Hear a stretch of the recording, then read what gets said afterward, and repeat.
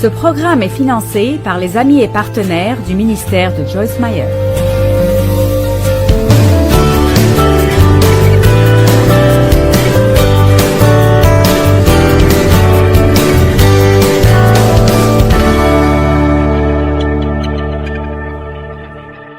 « 2 Timothée chapitre 1 verset 7 » Car Dieu ne nous a pas donné un esprit de peur, de timidité, de lâcheté et de crainte, mais il nous a donné un esprit de puissance et d'amour et un esprit calme et bien équilibré, un esprit de discipline et de maîtrise de soi.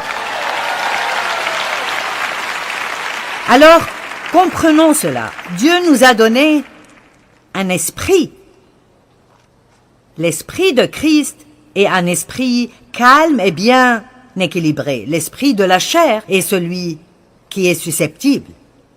Et nous avons un esprit de discipline et de maîtrise de soi. Donc, que tout le monde dise, j'ai de la discipline, et j'ai de la maîtrise de soi, et j'ai la paix, et j'ai la sagesse, et j'ai Jésus. Maintenant, avec tout ça, comment votre vie peut-elle être un gâchis?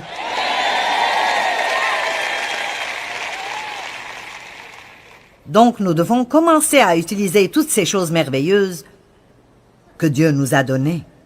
L'espérance, pour moi, est un stabilisateur réel dans notre vie, mentalement et émotionnellement. En fait, la Bible dit que l'espérance est l'encre de nos âmes. Et votre âme est votre esprit, votre volonté et vos émotions. C'est notre âme qui s'irrite. En fait, vous avez la paix dans votre esprit, vous avez la sagesse dans votre esprit, mais c'est notre âme qui s'irrite. Donc ce que nous devons faire est de laisser ce qui est dans notre fort intérieur faire surface quand ces stresseurs viennent contre nous de l'extérieur. L'espérance est l'encre de nos âmes, et elle est vraiment une attitude positive qui dit « Jésus va prendre soin de cela. Je crois que quelque chose de bien va arriver. Je crois que Dieu va en tirer le bien. » Satan veut que nous soyons sans espérance. Et en fait, le mot biblique pour le manque d'espérance est désespoir.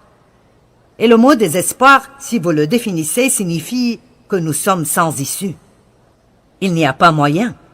Ça signifie être tout à fait sans issue et sans ressources, être sans espoir ou abandonné. Décidez d'avoir de l'espérance. N'attendez pas de vous sentir plein d'espoir. Ne restez plus au bord de la falaise et rappelez-vous de qui vous êtes en Christ. Dieu est pour moi. Il travaille sur cette situation. J'ai de l'espoir. Ça rend le diable furieux quand vous avez de l'espérance. En fait, la parole de Dieu dit que si vous êtes un prisonnier de l'espoir, Dieu vous donnera le double de ce que vous avez perdu ou abandonné. Il restaurera doublement votre ancienne prospérité. Tout ce que vous avez perdu, Dieu le restaurera double si vous êtes un prisonnier de l'espoir. Les prisonniers sont sous verrou dans quelque chose qu'ils ne peuvent pas quitter. Vous avez besoin d'être sous verrou avec l'espoir. Et n'importe combien les choses peuvent être mauvaises, vous continuez à dire quelque chose de bon va m'arriver. Et si vous faites ça, cela vous délivrera du stress. Dieu va arranger les choses. Nous devrons faire attention comment nous parlons, et je dois vous dire ça parce que vous pouvez vous parler jusqu'à devenir enragé, et moi aussi. J'ai partagé avec vous hier que quand Jésus était sur la croix, il a parlé pour 1 minute, et pendant 5 heures et 58 minutes, il était silencieux. Pouvez-vous imaginer certaines des choses que nous aurions dites si nous étions sur cette croix? Allez! Nous ferions mieux d'être contents qu'il ait envoyé Jésus au lieu de l'un d'entre nous. N'ai-je pas raison? Plus vous parlez, plus vous vous irritez vous-même. Combien d'entre vous croient cela? Plus vous parlez, plus vous vous irritez vous-même. Donc, dites des paroles d'espérance. Dieu va arranger les choses. Quelque chose de bien va en sortir. Je refuse d'arrêter d'espérer. 2 Corinthiens 4:8. Nous sommes pressés de toutes parts, opprimés de toute manière, mais non pas écrasés, désemparés, inquiets et en perplexité, ne trouvant pas d'issue, mais non pas abattus ou désespérés. Donc Paul avait beaucoup de causes de stress dans sa vie, et pourtant il dit que nous sommes toujours pleins d'espoir. Quand ils étaient en prison à minuit, ils chantaient encore. Et c'était un tel témoignage au gardien qu'il a fini par recevoir le salut. Vous savez que quand vous gardez la paix et la joie au milieu de situations vraiment difficiles dans votre vie, c'est un témoignage aux autres personnes. L'un des plus grands témoignages que nous avons pour d'autres personnes est lorsque nous pouvons rester stables dans des temps difficiles.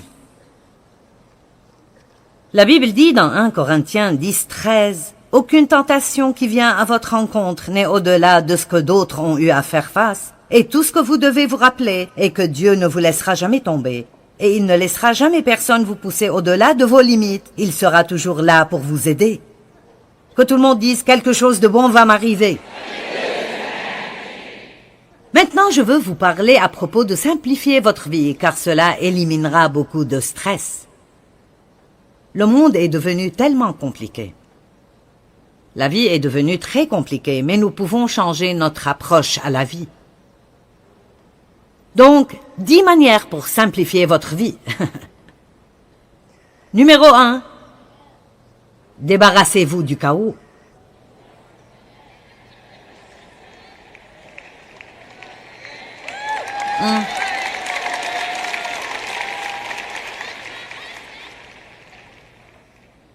Et cela veut dire mettez des limites. Limitez le nombre de choses inutiles que vous allez garder chez vous.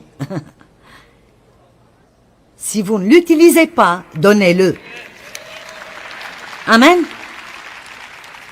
Quelqu'un a suggéré de mettre tous vos cintres d'une certaine manière, et quand vous portez quelque chose, remettez le cintre à l'envers.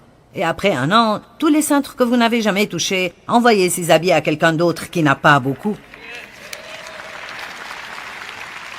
Vous dites, bien, qu'est-ce que mon désordre? Qu'est-ce qu'amasser des affaires ont à voir avec le stress? Ça a beaucoup à voir avec le stress, parce que si votre entourage a l'air chaotique et en désordre, vous allez vous sentir stressé. Dieu n'est pas l'auteur de la confusion. J'ai dit hier que nous avons commencé à inspecter la chambre dans laquelle nous sommes, et c'est étonnant, même dans votre maison, combien de choses ont des bordures. Les cadres d'images ont des bordures. Les livres ont des marges et des bordures. Chaque pièce de propriété a une extrémité ou une limite, une clôture et une frontière. La plinthe placée au pied du mur est une bordure. Et toutes ces choses, même si la société ne réalise pas ce qu'elles font, elles rendent les choses nettes et ordonnées. Elles empêchent que tout soit emmêlé et paraisse désordonné tout le temps. Ne soyez pas tellement débordés en rapportant tant de produits chez vous que vous ne pouvez plus trouver quelque chose quand vous le voulez. Allez, certains d'entre vous payent encore pour des choses, vous payez encore pour des choses alors que vous ne savez même plus où elles sont maintenant. Amen. Vous ne savez même pas ce que vous avez fait avec. Vous l'avez acheté, c'était en solde, une bonne affaire. Oui, je l'ai mis sur la carte de crédit. Impossible de laisser passer ça. Vous allez probablement oublier que vous l'avez, et plus tard, quand vous en aurez besoin, vous irez en acheter une autre.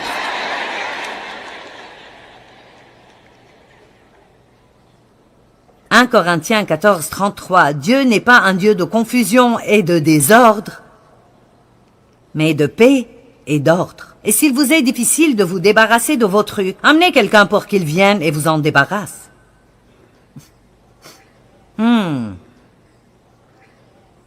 Numéro 2, quand vous voulez quelque chose, demandez à Dieu de vous la donner et laissez la chose. Demandez à Dieu de vous la donner et croyez que si c'est bon pour vous, il vous la donnera au bon moment. Ne stressez pas en essayant de faire que des choses arrivent dans votre vie quand Dieu seul peut les faire. Disons que vous voulez vraiment être le leader de la louange dans votre église. Bien, demandez à Dieu. Dieu, si c'est la bonne position pour moi, alors je prie que tu m'aides. Si vous avez besoin de remplir une demande, faites-le, mais ne vous mettez pas en colère parce que quelqu'un d'autre a été choisi. Ne restez pas anxieux sur qui va être choisi. Faites confiance à Dieu et vous pourrez sûrement avoir plus de paix. Et je n'ai pas le temps d'ouvrir tous ces versets parce que j'ai encore beaucoup de choses que je veux partager avec vous, mais Jacques 4, 1 et 2 ont été véritablement un tournant dans ma vie. Et Jacques 1 dit, Jacques, chapitre 4, verset 1 dit, « D'où viennent les conflits, d'où viennent les querelles parmi vous? Sinon, de vos désirs mauvais. » Et puis le verset 2 dit, « Vous êtes remplis de passions jalouses, et vous ne pouvez rien obtenir. Et vous commencez même à détester les gens qui ont ce que vous voulez. Vous brûlez d'envie et de colère, et vous multipliez les querelles et les conflits. » Grande réponse ici. Vous ne possédez pas parce que vous ne demandez pas. J'aime cela. Vous n'avez pas à essayer de faire que les choses arrivent dans votre vie. Vous pouvez demander à Dieu. Et si c'est bon pour vous, Dieu ouvrira la bonne porte au bon moment. Et nous pouvons même remercier Dieu s'il ne nous donne pas ce qu'on veut, en croyant qu'il sait mieux que nous ce qui est vraiment bon pour nous. Certains d'entre vous sont tous stressés à cause de quelque chose que vous voulez et vous essayez de l'obtenir et cela ne marche pas. Faites confiance à Dieu que si c'est bon, il vous le donnera. Une chose est sûre, si Dieu ne peut pas le faire, vous ne pouvez pas le faire. Amen. Je dis à Dieu parfois, « Dieu, si tu ne peux pas le faire, je ne pourrai pas le faire. » Je vais rester en paix et attendre que Dieu le fasse. Numéro 3, arrêtez d'essayer d'impressionner les gens. C'est un remède contre le stress. Mon Dieu, je serais morte de stress si j'étais là et je sentais comme si j'avais à impressionner tout le monde. Vous pouvez être sûr que ce que vous voyez et ce que vous aurez, c'est juste moi. Je suis la même partout où je suis. Sauf que je ne parle pas aussi fort quand je suis en public. Mais c'est l'un des meilleurs compliments que les gens qui me connaissent me donnent. Joyce est juste Joyce. Nous n'avons pas à impressionner les autres. Nous n'avons pas à prétendre pour d'autres personnes. Nous n'avons pas à nous comparer avec d'autres personnes. Nous n'avons pas à faire une compétition avec les autres. Soyez vous-même.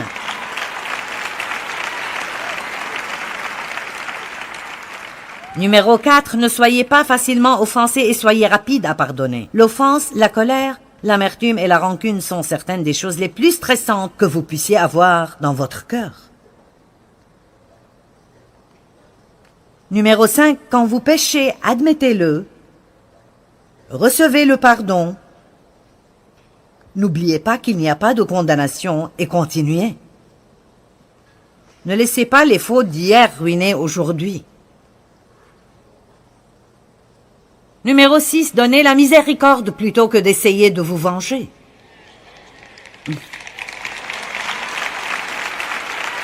Ça marche comme ça. Eh bien, tu ne le mérites pas, mais je vais laisser tomber ça.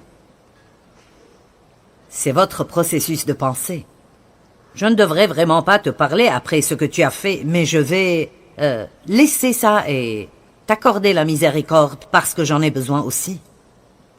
Numéro 7, quand vous avez besoin d'aide, demandez-le.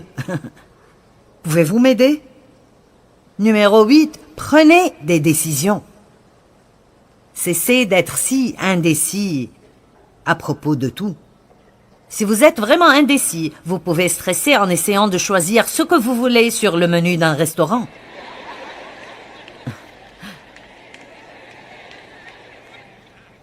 Numéro 9, ne soyez pas surengagé.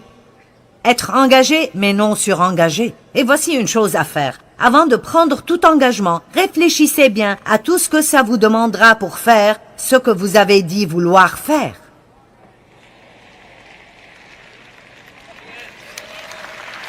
J'ai dû apprendre ça avec toutes les opportunités de prédication ou autres opportunités dans beaucoup de choses. Je dis oui aux choses, mais j'ai appris que si je ne réfléchis pas au processus, c'est très facile de dire « Oh oui, oui, sûrement, amen, compte sur moi ». Et après, nous sommes « Ma vie me rend fou ». Vous savez, quand vous vous entendez plaindre tout le temps de votre vie, c'est un indicateur que vous devez faire un changement. Amen. J'ai dit que vous devez faire un changement. C'est un indicateur que vous avez besoin de faire un changement. Ça veut dire que vous devez faire un changement. Oh oui, je dois le dire plusieurs fois. Vous, pas quelqu'un d'autre, vous et moi, nous devons faire des changements. Venez à moi, vous tous qui êtes lourdement chargés, et je vous donnerai du repos. Prenez mon joug sur vous et apprenez. Apprenez de moi. Cette façon de simplifier les relations. Numéro 1, n'essayez pas d'être le meilleur ami de tous. D'après ce que disent les experts, une personne ne peut gérer correctement que 3 vrais bons amis intimes. Donc, quand vous essayez d'être le meilleur ami de tout le monde, vous finissez par ne pas être un bon ami. Maintenant, nous pouvons avoir beaucoup de personnes que nous aimons et beaucoup de personnes que nous apprécions, mais les relations proches demandent du temps et demandent de l'effort. Numéro 2, ne vous attendez pas à ce que les personnes ne vous déçoivent jamais. Ils le feront. Numéro 3, ne vous mêlez pas excessivement des affaires d'autres personnes.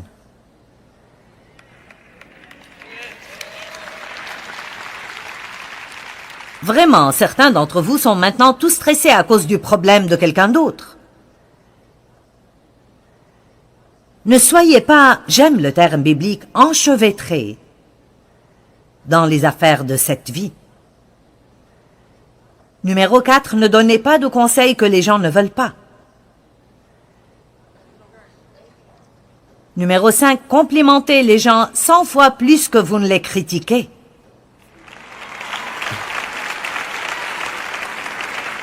Numéro 6, dites « Je suis désolé ». Allez, pratiquez.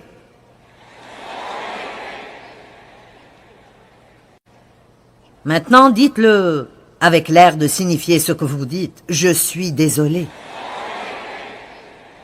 Numéro 7, croyez toujours le meilleur à propos de chaque personne dans toute situation. Amen?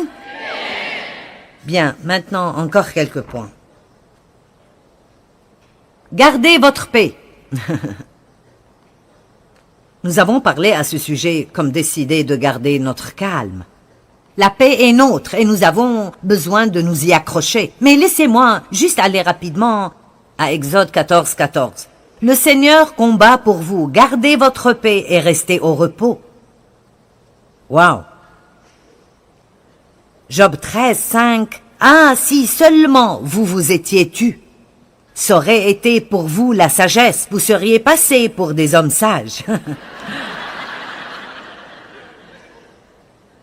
Ésaïe 26, 3. À celui qui est ferme dans ses intentions, tu assureras une paix profonde parce qu'il se confie en toi. L'anxiété fait tourner votre esprit autour et autour du problème. Mais quand vous considérez ce que Dieu peut faire dans votre situation, alors vous pouvez rester en paix. Et Philippiens 4, versets 4 à 7, nous dit de nous réjouir et d'être en paix. Réjouissez-vous toujours dans le Seigneur. Ne vous inquiétez de rien, mais en toute chose faites connaître vos besoins à Dieu. Et la paix de Dieu qui dépasse tout ce que l'on peut comprendre gardera votre cœur et vos pensées en Jésus-Christ. Donc la joie et la réjouissance réduisent le stress. Riez. Riez pour que le stress quitte. Riez pour une bonne santé physique. Vous dites, eh bien, il n'y a rien de drôle dans ma vie.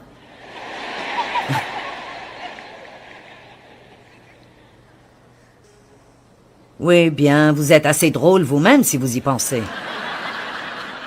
Jésus a dit, dans Jean 16, 33, « Je vous ai dit cela afin que vous ayez la paix parfaite en moi. Dans le monde, vous connaîtrez la détresse et vous aurez à souffrir, mais prenez courage. » Moi, j'ai vaincu le monde. Devinez quoi? Les scientifiques ont découvert que le bonheur réduit le stress. La science a découvert ça. Ils ont un nom pour ça. Ils l'appellent la psychologie positive. Devinez quoi? Dieu savait ça avant qu'il ne le découvre.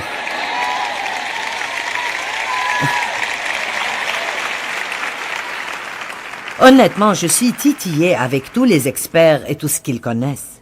Les scientifiques nous disent qu'une des 5 meilleures façons de réduire le stress est de faire quelque chose qui vous fait plaisir.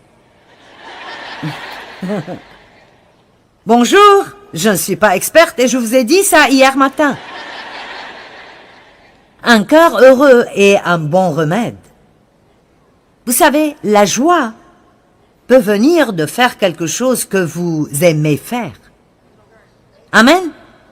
J'ai fait mon plan pour quand je vais rentrer chez moi. Vous voulez savoir ce que je vais faire les 2 jours qui viennent? Laissez-moi voir si je peux trouver où je l'ai mise. Ok. Aujourd'hui, je vais quitter ici.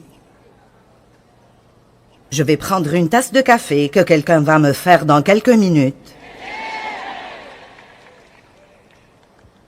Je vais profiter de mon temps avec certains de mes collègues qui retournent avec moi. Oui, j'ai déjà décidé que je vais prendre plaisir en leur compagnie. Ce ne sera pas le temps de correction ni de parler de ce qui n'a pas bien été avec la conférence. Vous pouvez décider quand vous allez visiter des gens qui vous parentent, même si vous ne les aimez pas, que vous allez jouir de leur compagnie. La Bible dit qu'une femme doit jouir de son mari. Amen. Et j'ai déjà décidé que je vais rire à chaque fois que j'en ai l'occasion. Donc, tous ceux qui vont être avec moi, apprêtez-vous à être drôles.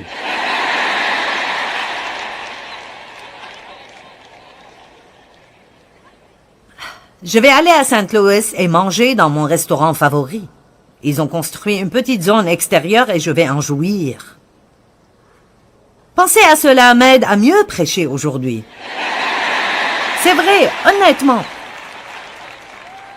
Vous ne voulez pas museler le bœuf alors qu'il foule le maïs. Quand vous travaillez, vous devez penser à quelque chose que vous allez faire et qui vous fait plaisir.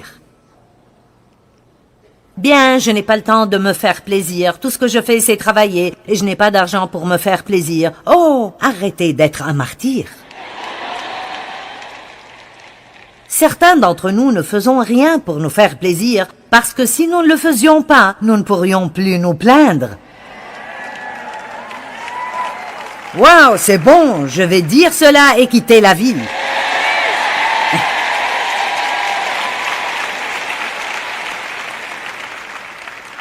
Prenez une pause. Faites-vous plaisir. Non seulement ça, j'ai déjà eu mon plan pour demain. Vous voulez entendre ça aussi? Je vais me lever le matin, je vais passer du temps avec Dieu. Puis je vais marcher et prier. Puis je vais faire quelques retouches que je dois faire pour terminer mon livre. Puis je vais sortir pour dîner avec Dave et je vais manger des pâtes. Je me permets des pâtes 1 fois par semaine, c'est ma limite. Et c'est mon jour de dessert. Oh! Quel bon jour je vais avoir! Et vous savez, la semaine prochaine, je vais être quelque part d'autre et je devrais faire un programme de télévision de 45 minutes et enseigner pour 45 minutes. Et c'est bon, parce que si je prends le temps de faire quelque chose que j'aime faire entre ces programmes, alors je ne vais pas chuter ni être surchargé. Amen. Et quel que soit ce qui se passe dans votre vie, Faites-vous une faveur et essayez de faire certaines choses que vous aimez faire, que ce soit pour 5 minutes de mini-vacances ou aller quelque part pour 2 jours entiers. Vous ne pouvez pas survivre si vous ne faites que travailler, stresser, travailler, ne pas dormir, manger des cochonneries tout le temps, s'inquiéter, s'irriter, essayer d'impressionner les gens. Nous n'avons vraiment pas à vivre stressés et surchargés. Jésus a dit, « Venez à moi, vous tous qui êtes fatigués et surchargés et peinez sous la charge, et je vous donnerai du repos. Prenez mon joug sur vous et apprenez de moi. » Allez, donnez la louange à Dieu. Amen. Merci Seigneur.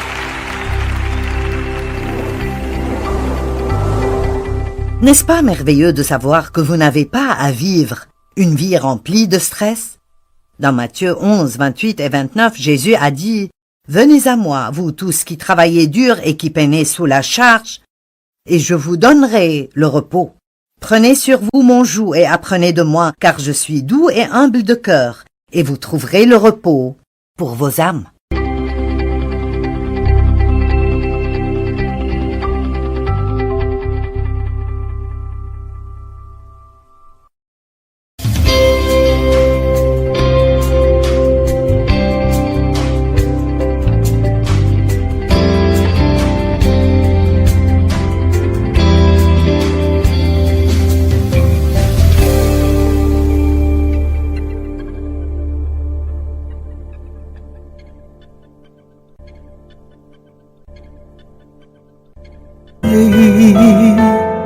Có anh không người hỡi,